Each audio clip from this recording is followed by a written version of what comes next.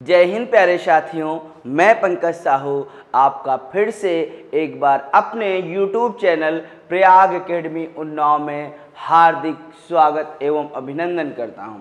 जैसा आप सभी को पता भी है कि हम भैया भूगोल की सीरीज को पढ़ रहे थे और इस भूगोल की सीरीज में आज हमने कहा था मैं आपको पढ़ाऊंगा भू आकृति प्रदेश। क्या पढ़ाऊंगा? भारत के भू आकृति प्रदेश। और यहाँ से आप देखोगे एग्जाम में बहुत क्वेश्चन आते हैं, तो यहाँ से ध्यान से चीज़ों को समझिएगा। ये चीज़ें आप देखोगे कई लोगों के लिए बिल्कुल नहीं हो सकती हैं और कई लोगों ने पढ़ रखी होंगी, तो उनका एक तरीके से रिवीजन होगा।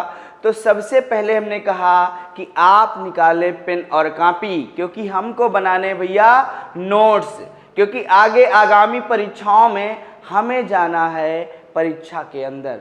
अब आइए, तो हमें अगर सफल होना है, अगर आपको सफल होना है, तो हमने कहा था कि आपकी सफलता में हम सहायक बनेंगे। तो आप हमारे YouTube channel Prayag academy Unnao के साथ जुड़ें और जुड़ने के लिए हमारे चैनल को सब्सक्राइब करें, शेयर करें और लाइक करें और कमेंट करें। तो आइए बढ़ते हम आगे की ओर। तो जैसे कहा गया भारत के भू आकृति प्रदेश, तो हम इसे कह सकते हैं भारत का भौतिक स्वरूप। अब भारत के जो भौतिक स्वरूप में जाएंगे तो जो प्राकृतिक चीजें हैं उनके आधार पर हम भारत को देखेंगे। तो सबसे पहले हम देखें तो भारत अगर देखें तो भौगोलिक आधार पर आप देखोगे काफ़ी विविधताएं रखता है। तो उस आधार पर जाए तो इस भारत के भौतिक प्रदेश को हम विभाजित कर सकते हैं। तो हम कह सकते हैं कि यहाँ पर जो भारत है इसमें पर्वत पड़ेंगे, पठार पड़ेंगे, पहाड़ियाँ पड़ेंगी, मैदान पड़ेंगे। तो आपसे यही कह सकता है, छोटे छोटे पॉइंटों के साथ हम आगे बढ़ेंगे जो आपके एग्जाम में आते हैं। तो आपसे कह सकता है कि भारत में मैदान, क्या कह सकता है, मैदान कितने प्रतिशत भाग पर हैं? तो आपके लगभग 43% भाग पर। कितने भाग पर भैया? 43% भाग पर आपके मैदान पाए जाते हैं।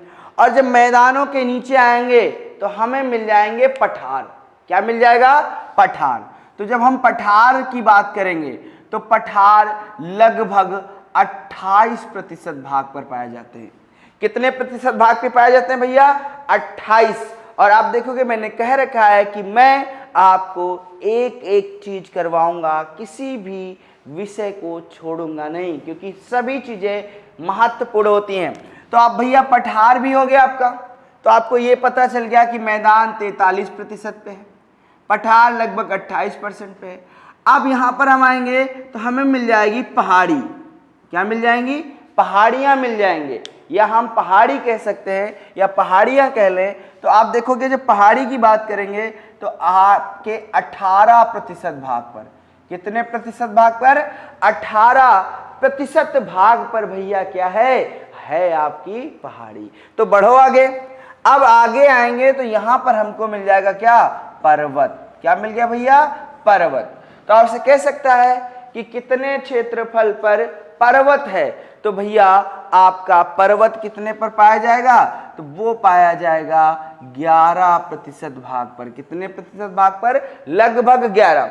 अब आप सोचोगे कि ये क्यों महत्वपूर्ण है?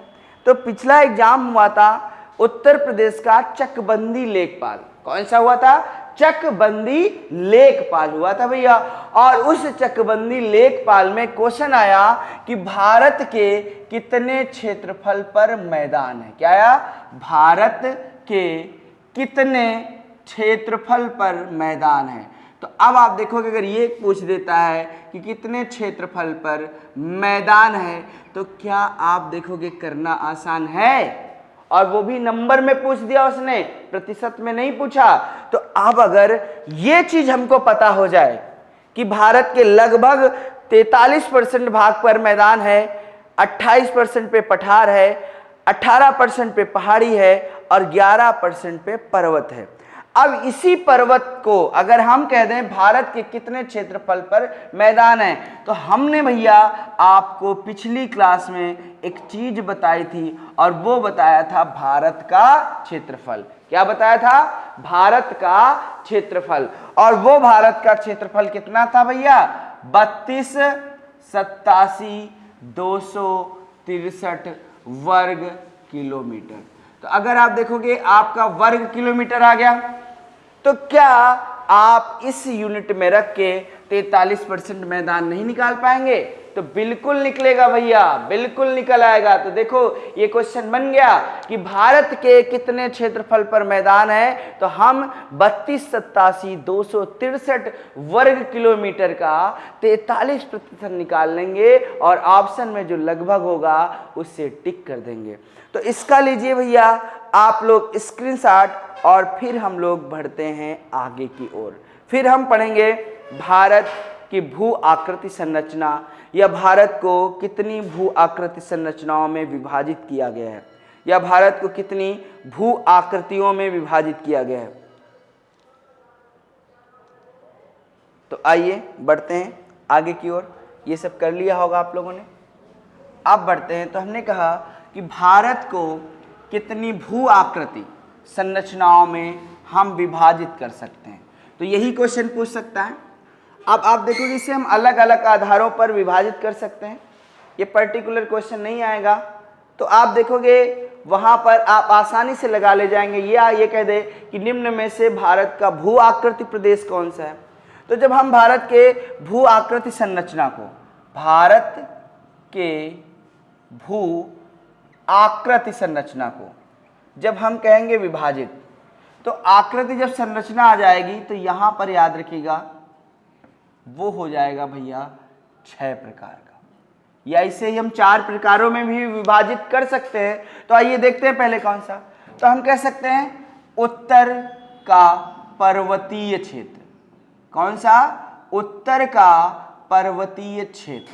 तो जब हम उत्तर के पर्वतीय क्षेत्र की बात कर देंगे तो आप देखोगे हिमालय की बात कर देंगे और पूर्व हिमालय की भी बात कर देंगे।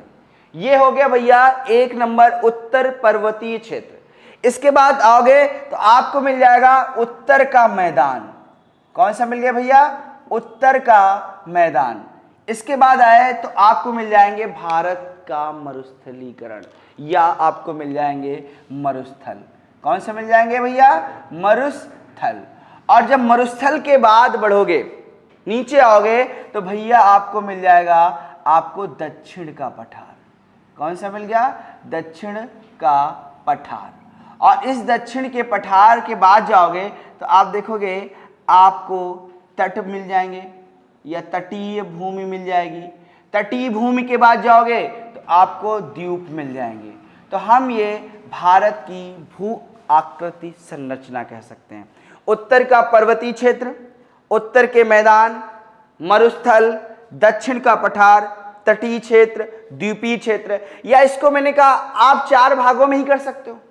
4 भागों में करेंगे तो उत्तर का पर्वतीय क्षेत्र, दक्षिण का पठार और दक्षिण उत्तर के पर्वतीय क्षेत्र और दक्षिण के पठार दोनों के बीच का मैदान कह सकते हैं, और तटीय एवं द्वीपीय क्षेत्र एक में ही कर सकते हैं।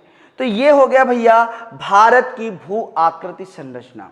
तो इसका भी लें स्क्रीनशॉट और भैया बनाए एकदम नोट्स, क्योंकि आपकी क्लास एकदम गजब के तरीके से चल रही है। एक एक चीज आपको पढ़ाई जा रही है। आप देखोगे मैंने कहा है सफल होना है तो प्रयाग एकेडमी के यूट्यूब चैनल या ऑफलाइन क्लासों के साथ जुड़ जाएं, तो आपको वर्दी इसी वर्ष मिलेगी। तो भैया बढ़ते हैं हम आगे की ओर। जब आगे चलेंगे तो भू आकृति संरचना।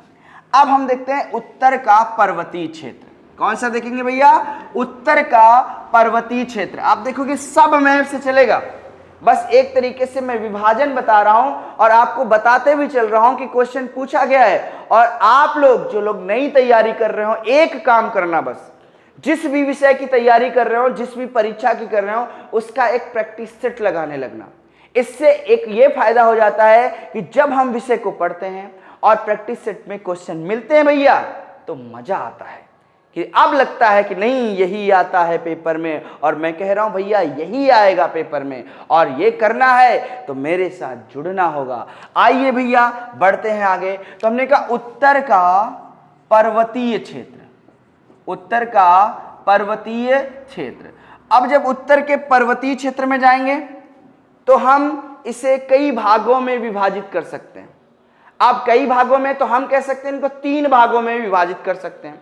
तो जैसे हम कह सकते हैं कि हमारा आ जाएगा आपका ट्रांस हिमालय। कौन सा? ट्रांस हिमालय। ठीक। अब ट्रांस हिमालय के बाद जाएंगे तो अब आपका आ जाएगा हिमालय। कौन सा आ जाएगा? हिमालय। और हिमालय के बाद जाएंगे तो हिमालय के बाद जाएंगे हमको मिल जाएंगी पूर्वोत्तर की पहाड़ियां। क्या मिल जाएंगी? पूर्वोत्तर की पहाड़ियां। तो ये आप देखोगे ये है हमारा उत्तर क्षेत्र का विभाजन, कि हमें एक ट्रांस हिमालय मिल गया, एक हमें हिमालय मिल गया, और हमें मिल गई पूर्वोत्तर की पहाड़ियां। कि उत्तर पर्वतीय क्षेत्र में हमें कितनी चीजें पढ़नी है भैया? 3। अब एक चीज समझना कि ये ट्रांस हिमालय है और हिमालय है, इन दोनों पर्वतों में आप लोग रखिएगा अंतर, क्योंकि यहां से अभी होने वाला है आपको एक कंफ्यूजन, और उस कंफ्यूजन को मैं ऐसे निकाल दूंगा आपको जीवन में नहीं होगा, और जब परीक्षा में क्वेश्चन आएगा आप आसानी से करके चले आएंगे, आसानी से करके चले आएंगे। इसका भी लीजिए भैया स्क्रीनशॉट, और फिर बढ़ते हैं हम लोग आगे की ओर। और आगे की ओर बढ़ने से पहले मैं आपको अब पढ़ाऊंगा कौन सा भैया? हिमालय, ट्रांस हिमालय। कौन सा पढ़ेंगे भैया? ट्रांस हिमालय। तो आइए ट्रांस हिमालय और फिर हिमालय, और इसमें अंतर भी जानेंगे। तो हमने कहा अब हम लोग कौन सा पढ़ेंगे भैया? ट्रांस हिमालय। अब अगर ट्रांस हिमालय पढ़ना है, कौन सा? ट्रांस हिमालय। तो ये जो ट्रांस हिमालय पर्वत है ये भी आप देखोगे कई पर्वतों से, कई श्रेणियों से मिलकर बना है। कि जो ट्रांस हिमालय पर्वत है इसमें कई छोटी छोटी पर्वत श्रृंखलाएं, श्रेणियां हैं। तो आइए देखते हैं। तो और इसको भी हम लोग देखेंगे किससे? मैप से। तो ये ट्रांस हिमालय पर्वत है, आपको पता होगा कि इस हिमालय पर्वत में कई सारी चीजें हैं, और आपसे यही कह सकता है कि जो ट्रांस हिमालय पर्वत है, आप देखोगे हमारे यहाँ जो क्रस्ट है उसका निर्माण चट्टानों से हुआ है। तो आपसे कह सकता है कि ट्रांस हिमालय के निर्माण में कौन सी चट्टानें सहायक हैं? या ट्रांस हिमालय का निर्माण किन चट्टानों से हुआ है? तो वो चट्टान भैया हो जाएगी कौन सी? अवसादी चट्टान। कौन सी हो जाएगी भैया? अवसादी चट्टान। तो यहां से याद रखिएगा कि ट्रांस हिमालय का निर्माण किन चट्टानों से हो गया? अवसादी चट्टानों से हो गया। अब इसके बाद बढ़ेंगे तो ये तो अवसादी हो गई, ये ट्रांस हिमालय हो गया। अब इस ट्रांस हिमालय में पर्वत श्रृंखलाएं कौन कौन सी आती हैं? तो एक पर्वत श्रृंखला आएगी भैया जिससे हम लोग कहते हैं काराकोरम। कौन सी कह देंगे? काराकोरम श्रेणी। तो ये याद रखिएगा। तो आपसे पूछ लिया उसने कि काराकोरम श्रेणी, तो देखिए काराकोरम श्रेणी किस पर्वत का है? तो ट्रांस हिमालय का है। किसका है? कि काराकोरम श्रेणी किस पर्वत का है? तो वो भैया है आपके ट्रांस हिमालय का। अब यहां इस काराकोरम से आप देखेंगे आपकी परीक्षा में बहुत क्वेश्चन पूछे जाते हैं। एक तो यही पूछा जाता है कि ये काराकोरम है किस राज्य में? तो यहां से याद रखिएगा जम्मू एंड कश्मीर में। कहां पर है? जम्मू कश्मीर में। और ये आपका एक दर्रा भी है। क्या है? एक दर्रा भी है। अब आगे बढ़ते हैं तो यही जो काराकोरम है इसी का एक सर्वोच्च शिखर है, कि काराकोरम पर्वत का सर्वोच्च शिखर है भैया K2। कौन सा है? K2। तो याद करो कि काराकोरम पर्वत का सर्वोच्च शिखर कौन सा है? तो सर्वोच्च शिखर भैया हो गया आपका K2।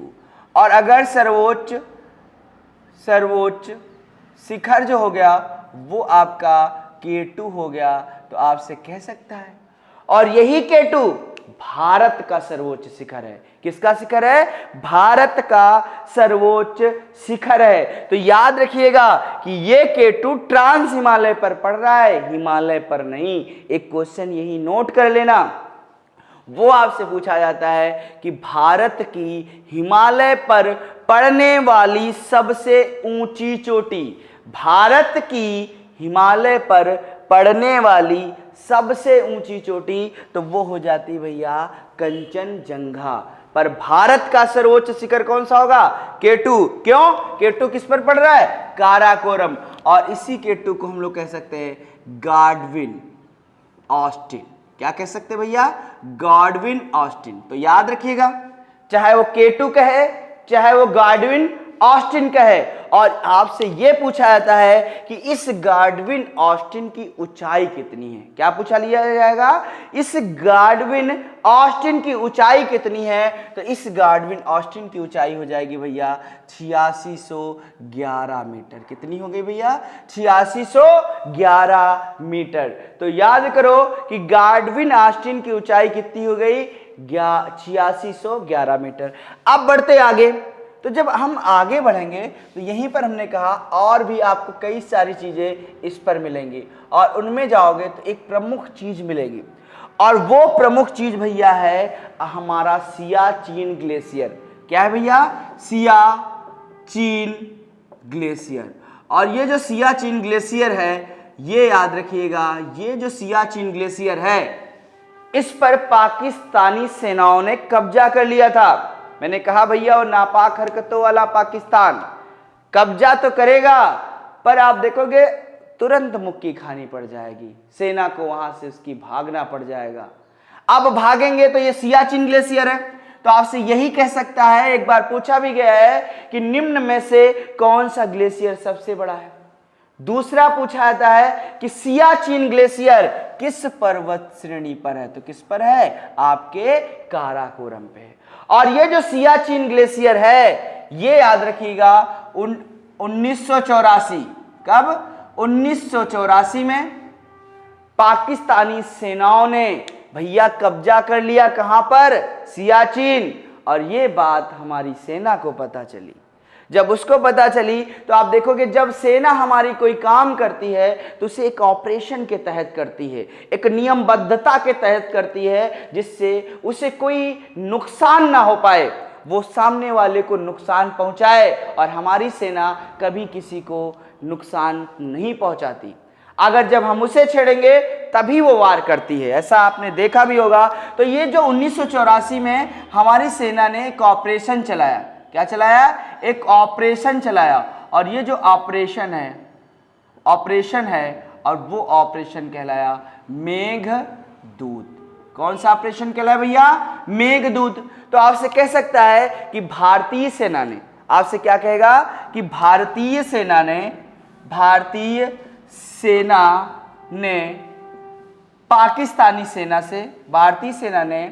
पाकिस्तानी सेना से सियाचिन ग्लेशियर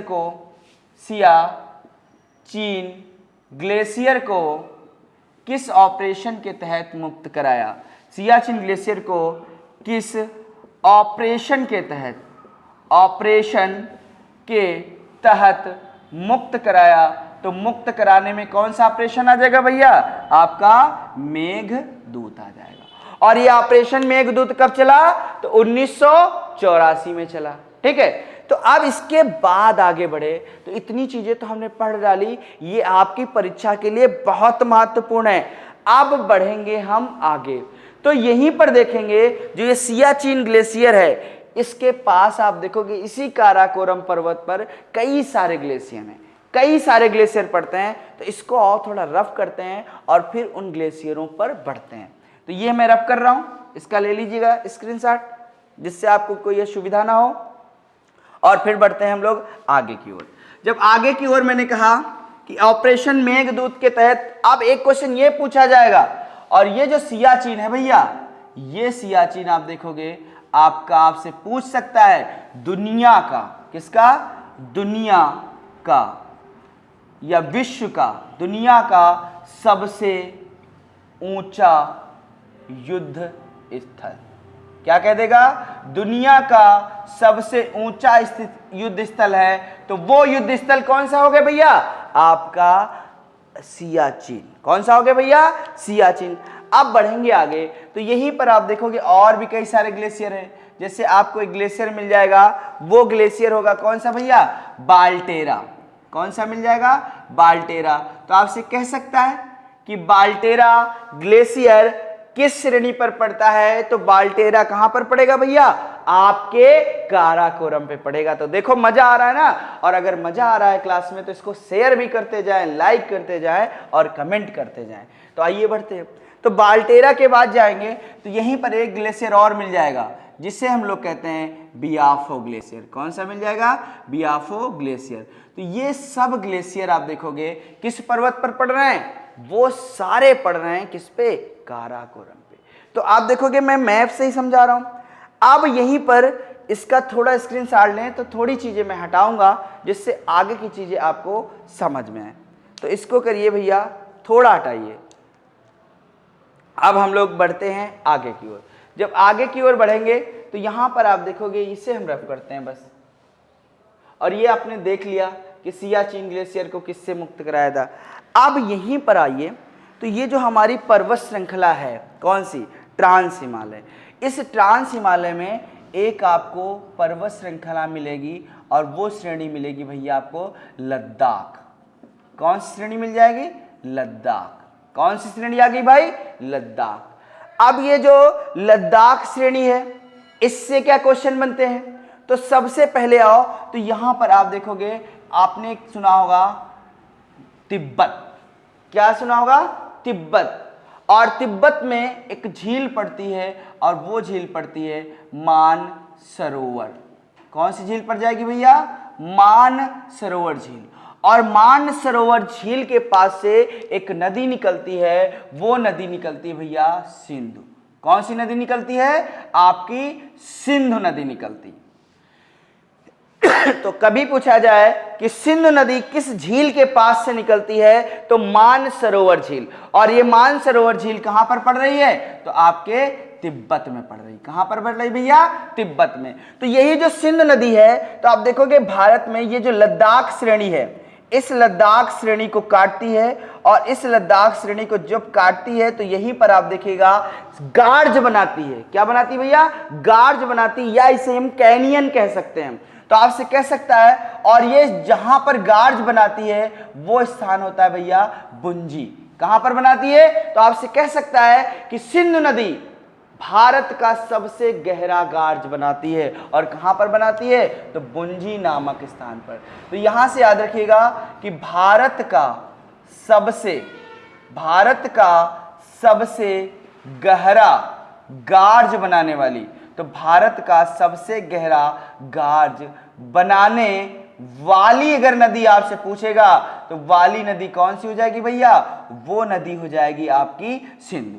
और सबसे गहरा गार्ज कहां पर बना देती है? तो बुंजी नामक स्थान पर बना देती है। और जब बुंजी नामक स्थान पर बन जाएगा तो ये आपसे क्वेश्चन पूछा जाएगा कि भारत की कौन सी नदी सबसे गहरा गार्ज बना देती है भैया? क्या कर देती है? गार्ज बना देती है। और अगर आपको क्लास में आ रहा है मजा तो इसे शेयर करते रहे, और शेयर करने के साथ साथ आप हमारे साथ जुड़ते रहे। आपको मैं पहुंचा दूंगा ना, मैंने कहा है ना कि आपको संपूर्ण सिलेबस करवाऊंगा, चाहे वो इतिहास विषय हो, चाहे वो भूगोल विषय हो। आपको दिक्कतें खत्म हो जाएंगी कि आप देखोगे बीच बीच से पढ़ने वाली दिक्कत खत्म, क्योंकि मैं आपको एक तरीके से कराता चल रहा हूं। आप देखोगे मैं आपकी बात को, जो मैंने कहा था मैं उसे पूरा कर रहा हूं, पर आप लोग भी पूरा करें, हमारे साथ जुड़े, शेयर करें और लाइक करें। तो आइए, अब ये जो लद्दाख श्रेणी है, इसी श्रेणी पर इसका एक सर्वोच्च शिखर है जो विश्व का तीव्र ढाल वाला क्षेत्र है। विश्व का सबसे तीव्र ढाल वाली चोटी। तो आपसे कह सकता है विश्व की सबसे तीव्र ढाल वाली चोटी, कि मतलब दुनिया की सबसे ढाल वाली ऊंची चोटी, विश्व की सबसे तीव्र ढाल वाली चोटी। और वो कैसा? सर्वोच्च शिखर। दुनिया का सर्वोच्च शिखर वो पड़ जाता है भैया आपका राका पोसी। कौन सा पड़ जाएगा? राकापोसी। और ये याद रखिएगा, अगर आपसे कह दे कि लद्दाख पर्वत का सर्वोच्च शिखर, तो लद्दाख पर्वत का सर्वोच्च शिखर कौन सा हो जाएगा? राकापोसी, जो विश्व का सबसे तीव्र ढाल वाली सर्वोच्च चोटी है। क्या है? सर्वोच्च चोटी। इसको लिख भी लीजिएगा कि ढाल वाली सर्वोच्च शिखर। क्या कह देंगे? सर्वोच्च शिखर। तो आप देखोगे आपको नए नए क्वेश्चन में बनाता चला जा रहा हूं, बस आप लोग थोड़ा इसे पढ़ते जाइएगा। अब आगे बढ़ते हैं, तो यहीं पर आप देखिएगा नीचे ट्रांस हिमालय से एक श्रेणी निकलती है, और वो श्रेणी निकलती है आपकी जास्कर। कौन सी निकल आएगी? जास्कर श्रेणी। कौन सी निकल आएगी भैया? जास्कर श्रेणी। तो अब आपसे एक चीज कह देगा कि आपसे एक चीज पूछता है, ये आप देखोगे कौन सी नदी आई? सिंधु। कौन सी नदी आई? सिंधु। तो आपसे ये कहेगा कि सिंधु नदी, क्या कहेगा भैया? सिंधु नदी किन दो पर्वत श्रेणियों के बीच से बहती है? कि सिंधु नदी किन दो पर्वत श्रेणियों के बीच से बहती है? तो एक ऊपर आपको मिल गई कौन सी? लद्दाख। और दूसरी कौन सी मिल गई भैया? जास्कर। कौन सी मिल गई? जास्कर। तो एक चीज आप देखोगे, ये आपकी सिंधु है, आपको दिख रहा है, लद्दाख और किसके बीच बह रही है? जास्कर। अब इसी श्रेणी में अगर जाओ तो हमें एक पड़ जाएगा कैलाश पर्वत। कौन सा? कैलाश पर्वत भगवान शंकर का निवास है। और ये कैलाश पर्वत कहां पर पड़ता है? तिब्बत में। तो ये आप देखोगे आपका कौन सा पर्वत हम पढ़ा रहे हैं? वो पढ़ा रहे हैं भैया हम ट्रांस हिमालय। कौन सा पढ़ा रहे हैं? ट्रांस हिमालय। तो आप देखोगे मैंने आपको एक एक चीज बताई भैया, मैंने आपको एक एक चीज बता डाली है, बस आपको करना है नोट्स बनाना है और इसे व्यवस्थित करना है। और कब तक? जब तक एग्जाम नहीं हो। आज कर लेंगे तो फायदा क्या है, एग्जाम तक चल जाए वही चीज होती है। तो आइए बढ़ते हैं। तो यहां पर हम देखेंगे अब ये जो काराकोरम श्रेणी है, कौन सा? काराकोरम। इसे उच्च एशिया का मेरुदंड कहते हैं। क्या कहते हैं? उच्च एशिया का मेरुदंड कहते हैं। तो याद रखिएगा कि अगर आपसे आ जाए कि उच्च एशिया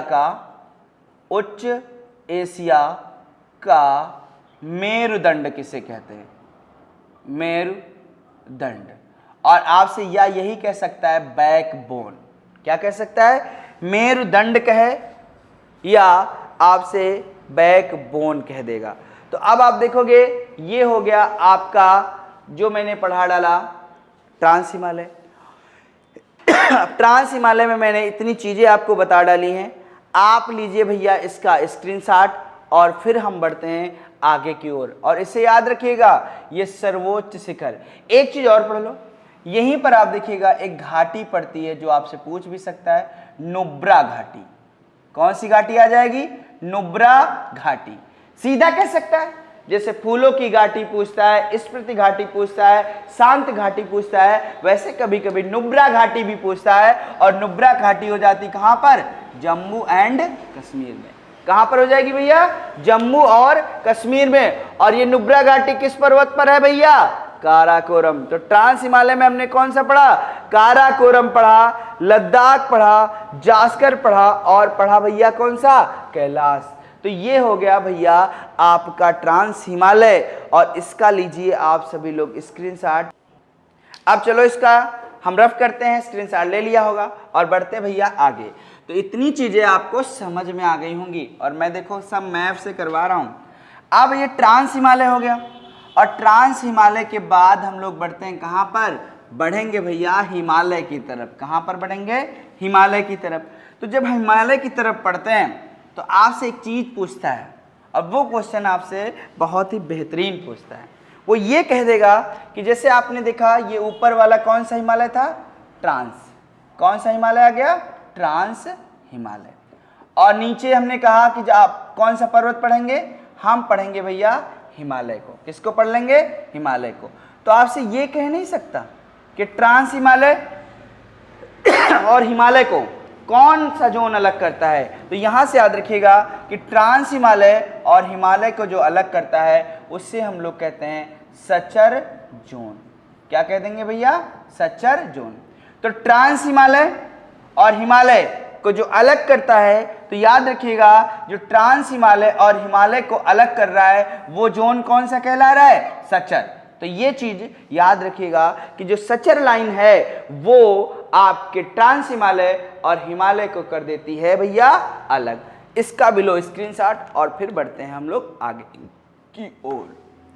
और आगे की ओर बढ़ने से पहले आइए 2 से 3 चीजें और देखते हैं। और आप देखोगे आपको आनंद आ रहा होगा, मजा आ रहा होगा। और अगर मजा आ रहा है तो शेयर कर डालो भैया, इसको शेयर कर डालो। आओ भैया आगे बढ़ते हैं। तो आगे जब बढ़ेंगे तो देखो यहां पर कि हमने अब पर्वत कौन सा माना? हिमालय। कौन सा पर्वत पढ़ेंगे? हिमालय। तो हिमालय पर्वत जो है, तो हिमालय पर्वत का एक तरीके से हम विभाजन पढ़ लेते हैं। और देखोगे यहां से क्वेश्चन आ गया, पर ये क्वेश्चन आप तब कर पाओगे जब हमने कहा प्रैक्टिस सेट करोगे। और अगर आप परीक्षा कई वर्षों से तैयारी कर रहे हो तो आपको पता है कि ये चीजें बहुत महत्वपूर्ण हैं, बहुत ही ज्यादा। अब जैसे हिमालय है तो हिमालय में हम हिमालय का एक विभाजन उत्तर से दक्षिण कर सकते हैं, दूसरा विभाजन हम आपके पश्चिम से पूर्व कर सकते हैं, नदियों के आधार पर कर सकते हैं। तो आइए वो विभाजन देखते हैं। तो जब हिमालय की बात करेंगे तो अगर हम उत्तर से दक्षिण कहते हैं तो पहला हिमालय हमको मिल जाएगा महान हिमालय। कौन सा मिल गया? महान हिमालय। और इस महान हिमालय को हम लोग कह सकते हैं ग्रेट हिमालय। कौन सा कह देंगे? ग्रेट हिमालय। और बीच में जाओगे तो लघु हिमालय से कह देंगे। कौन सा कह देंगे? लघु हिमालय। आपके एसएससी जीडी में, सॉरी एसएससी 10+2 में एक क्वेश्चन आया और उसमें कहा निम्न में से किस हिमालय को हिमाचल हिमालय की उपमा दी जाती है? कि निम्नलिखित में किस हिमालय को हिमाचल हिमालय की उपमा दी जाती है? तो आप देखो कि कहां से एकदम सीधा क्वेश्चन निकाल दिया। अब इन हिमालयों में किस हिमालय को हिमाचल कहेंगे? तो ये जो भैया लघु हिमालय है आपका, यही कौन सा कहलाता है? हिमाचल हिमालय। कौन सा? हिमाचल हिमालय। तो ये आप देखोगे एक क्वेश्चन बन गया कि किस हिमालय को हिमाचल हिमालय कहते हैं? तो भैया किसको कहते हैं? लघु वाले को। और सबसे नीचे जाएंगे तो हमको मिल जाएगा उप हिमालय। कौन सा मिल गया भैया? उप हिमालय। और जो उप हिमालय है इसको भी हम आप देखोगे एक नाम से जानते हैं और वो नाम है भैया आपका शिवालिक। कौन सा बेटा हो जाएगा? शिवालिक हिमालय।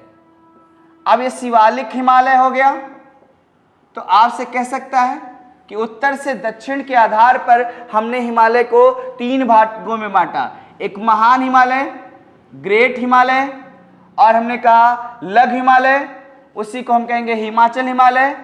उप हिमालय, उसी को हम लोग कौन सा कहेंगे? शिवालिक। तो ये वाला क्वेश्चन अभी हाल ही में परीक्षा में पूछा भी गया। तो आप देखोगे ये पूछा भी जाता रहता है कि उप हिमालय को अन्य किस नाम से जाना जाता है? तो उप हिमालय को भैया जो अन्य नाम जानेंगे हम क्या जानेंगे? शिवालिक। इतना करिए, इसका लीजिए स्क्रीनशॉट। और फिर एक विभाजन हम पश्चिम से पूर्व का पढ़ लेते हैं और फिर पढ़ना चालू करते हैं हम हिमालय को एक तरीके से। और आप देखोगे तरीका एकदम नया मिल रहा है भैया, नया मैप वाला तरीका।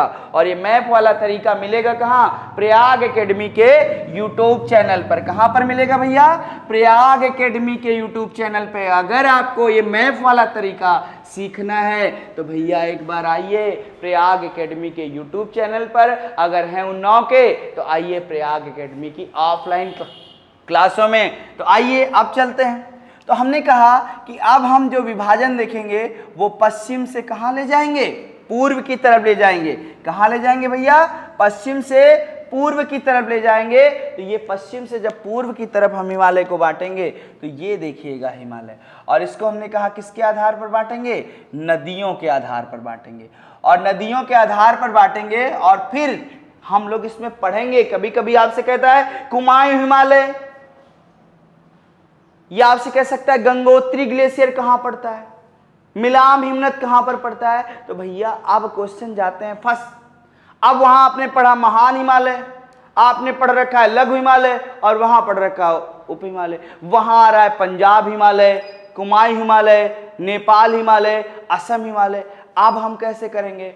तो उसी को आओ भैया हम देखते हैं। यहां पर क्या करते हैं? तो सबसे पहले जो हिमालय है वो पश्चिम से जब पूर्व जाएगा तो ये आप देखोगे यहाँ पर एक नदी हमको भी कौन सी मिली थी, सिंधु। कौन सी नदी मिली, सिंधु। और अगर हम सिंधु से कहाँ तक जाएं तो हम जाएंगे भैया सिंधु से सतलज तक। कहाँ तक जाएंगे, सिंधु से सतलज तक। तो सिंधु से सतलज तक अगर हम जाते हैं तो अब आप देखोगे सिंधु से सतलज तक अगर हम जाएंगे तो ये हिमालय हमारा कौन सा मिल जाएगा, पंजाब। कौन सा हिमालय मिल गया, पंजाब हिमालय। अब ये पंजाब हिमालय हो गया। तो ये आप देखोगे आपके किस नदियों के बीच है, सिंधु और सतलज के बीच जो है वो आपका कहलाया कौन सा, पंजाब हिमालय। और जब हम बढ़े भैया सतलज से काली की ओर, किसकी ओर भैया, काली की ओर। और याद रखिएगा कौन सी नदी आ गई, सतलज से काली। कौन सी नदी आ गई भैया, सतलज से काली। और जब सतलज से पहुंचे काली तो इसको हमने कहा कौन सा हिमालय, कुमायूं हिमालय। कौन सा हिमालय कह दिया, कुमायूं हिमालय। ये हो गया भैया सतलज से काली। अब बढ़े अगर काली से तिस्ता, कहां बढ़े भैया, काली से तिस्ता। और जब हम काली से बढ़ेंगे किस नदी तक, तिस्ता नदी तक। और ये जो तिस्ता नदी है इसके बीच वाले हम हिमालय को भैया कह देते हैं कौन सा, नेपाल हिमालय। कौन सा हिमालय कह देंगे, नेपाल हिमालय। कौन सा हो जाएगा भैया, नेपाल हिमालय। और जब हम नेपाल हिमालय से बढ़े कहां पर, ब्रह्मपुत्र नदी पर। कौन सी नदी, ब्रह्मपुत्र। और जब हम लोग ब्रह्मपुत्र नदी पर आए, यहां तक आए, तो ये जो हिमालय है ये हिमालय भैया आपका कहलाया कौन सा, असम हिमालय। कौन सा हिमालय कहलाया, असम हिमालय। तो आप देखोगे मैं आपको एकदम नए तरीके से पढ़ा रहा हूं।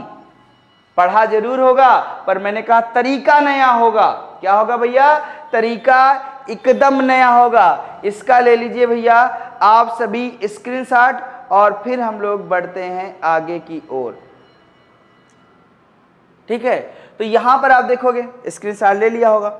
मान लो एक चीज ऐसे भी पूछ देता है कि जैसे पश्चिम से हम पूर्व तरफ गए तो आपसे कहते हैं हिमालय की लंबाई कितनी है, तो हिमालय की जो लगभग लंबाई है वो आपकी 2500 किलोमीटर है। कितनी है, हिमालय की लंबाई कितनी हो जाएगी भैया, 2500 किलोमीटर। अब बढ़ते हैं आगे की ओर। तो आप देखोगे यहाँ पर पंजाब हिमालय है, कुमायूं हिमालय है, नेपाल हिमालय है, आपका असम हिमालय है। इन सभी हिमालयों में आप देखोगे सबकी जो लंबाइयाँ हैं वो आपकी भिन्न भिन्न हैं। तो आप देखोगे किसी की 560 होगी, किसी की 320 होगी, किसी की 800 होगी। तो इसी तरह आप बस इतना याद रखो कि इन हिमालयों में सबसे ज्यादा विस्तार किसका है। भाई आप ये ना याद करो कि ये 560 गया है, ये 320 गया है, ये आपका 800 गया है। तो ये आप देखोगे थोड़ा आपके लिए कठिन हो जाएगा।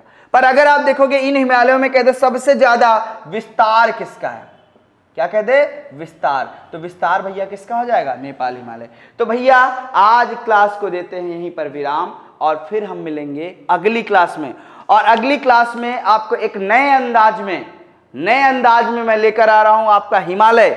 आप देखोगे आज का ही अंदाज आपको पसंद आया होगा कि मैंने आपसे कहा था मैप, और मैप से आप देखोगे कल वाली चीजें आपको पता ही नहीं चलेगी कौन सी चोटी कहां पर है। एकदम आसानी से कठिन से कठिन क्वेश्चन आप ऐसे निकाल ले जाओगे जैसे आपके लिए एकदम नॉर्मल है। क्यों, क्योंकि भैया आप पढ़ रहे हो प्रयाग एकेडमी के यूट्यूब चैनल पर। तो आज हम वाणी को देते हैं विराम और फिर मिलेंगे अगली क्लास में। तो हमने कहा जिन लोगों को हमारे साथ जुड़ना है वो आ जाएं कहां पर भैया, वो आ जाएं हमारी ऑफलाइन क्लासों में।